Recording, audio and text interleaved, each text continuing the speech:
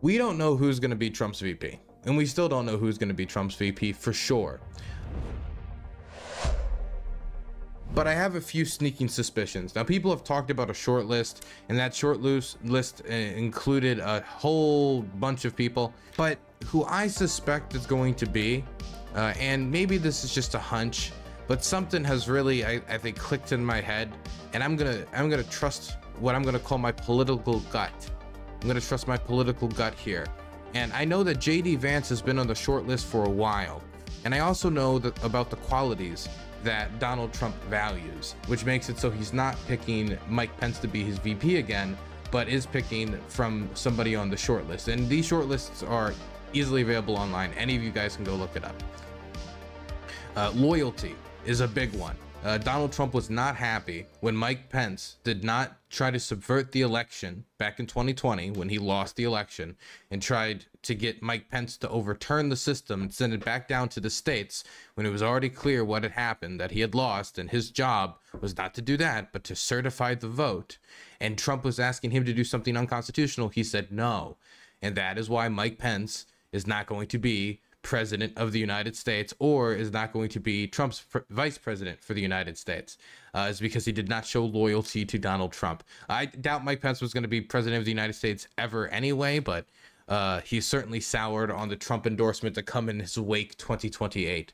Now, loyalty is something Trump cares about. It's why he doesn't like Mike Pence anymore. Mike Pence did not show loyalty when it was his time to show loyalty. It's the same reason that Mad Dog Mattis got thrown out. It's the same reason that all sorts of people like John Bolton got thrown out, or other people in the department. Anytime they said, hey, actually, this election was quite secure after the election results, he was throwing out election security and cybersecurity people who were not falling in line behind his claims of election fraud and the election actually having been stolen. He wants people more than anything to be loyal to him, his agenda. And so if somebody is loyal, that is the main check mark, in my view, on Donald Trump's qualities and looking for qualities.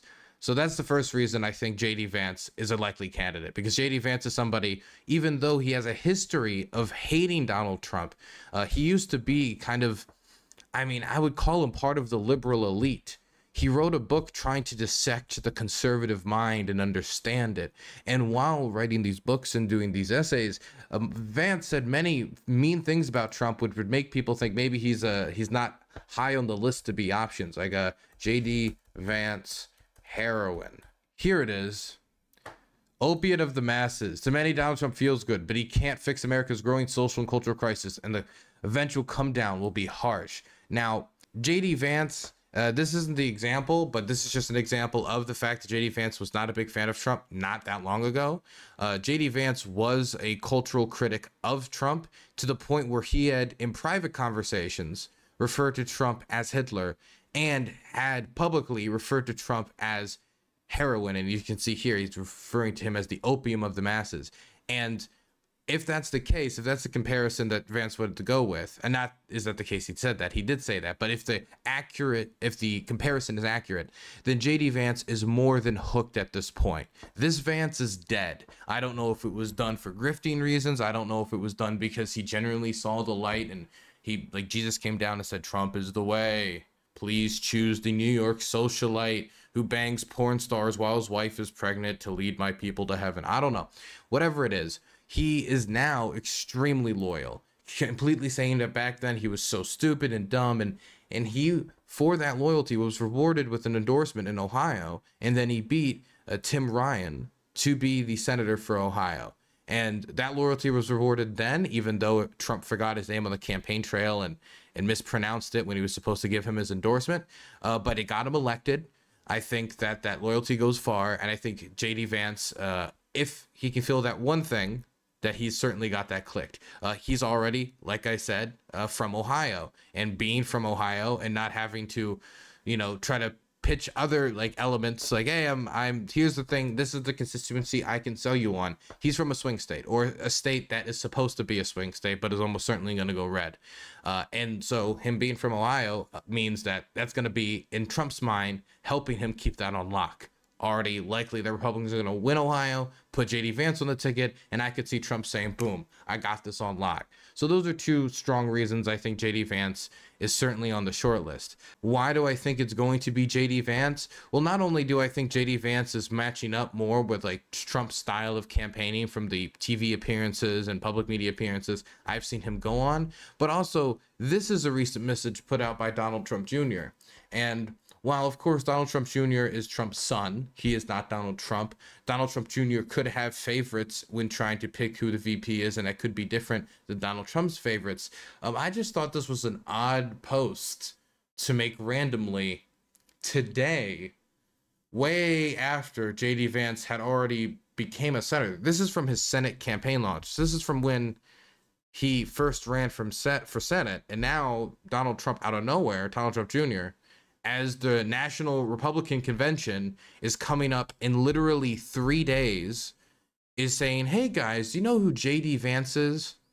Now, I don't think that JD Vance is going to be re-announcing his Senate campaign for no good reason at the Republican National Committee. I think that Donald Trump Jr. is trying to familiarize the American public with who JD Vance is. Well, not the JD Vance that I know, not the JD Vance that called Trump heroin for America, but the JD Vance, not the JD Vance who doesn't know that Pakistan is a nuclear state. Actually, can we divert for a second? And this is crazy because he tweeted this out as like a win, or it was being tweeted out as like a win for conservatives, like a good conservative debate moment. Wait, where is it? Oh no, they deleted it. Oh my God.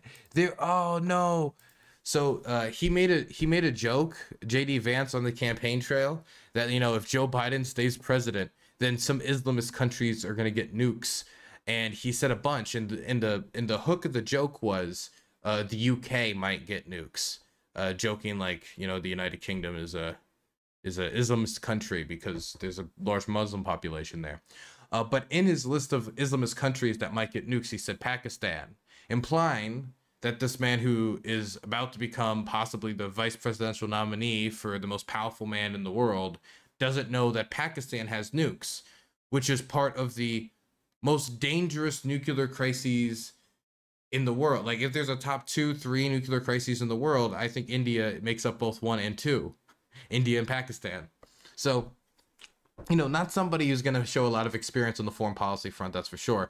But I think this is him trying to familiarize the American public with JD Vance. So coming up to the National Republican Committee, during this convention, as Trump's going out there and campaigning, he can announce JD Vance as his vice presidential nominee.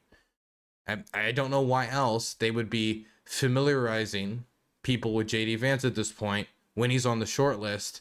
And I haven't seen any of Trump's family or people putting this out for anyone different, for, say, I don't know, what was it, the dog killer, or any of the other nominees that people have been talking about that might be VP.